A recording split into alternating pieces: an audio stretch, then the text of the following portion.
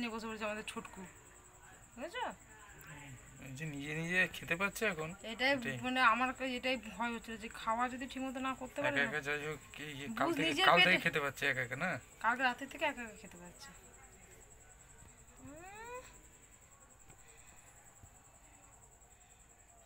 অনেকটাই ভাত দিয়ে দিয়েছো তুমি। থাক, রাত্রেও খাবে আবার। রাত্রে খাবে তখন পিঁপড়ে ফিপড়ে ধরে গেলে তো ঘরে চলে যাবে তো এটা,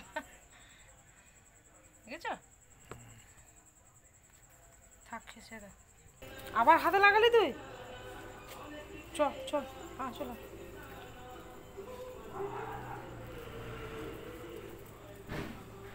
চলে চলে চলে। তুই কি করে আমার হাতে লাগালি গাজর? আমি কি বুঝবো? চলো চলো চলো চলো চলো চলো চলো গাজর, সরো দেখি, সরো সরো। হ্যাঁ, বড় ছেলে তুই এখানে দাঁড়িয়েছিস কেন?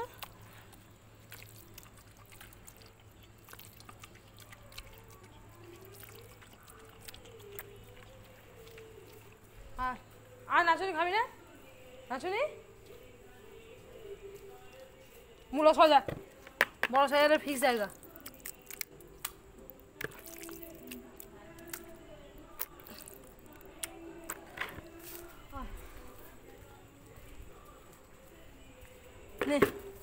এ নাচুনি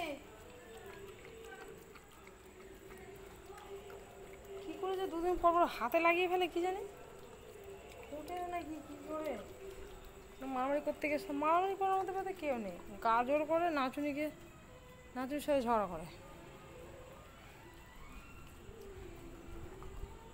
এই দে, আর এখানে মূলো দে দে, চলে এসছে গাজরের মেয়ে।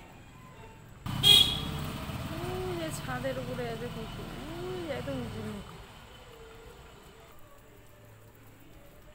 গাজরের মেয়ে, নে তাড়াতাড়ি নে।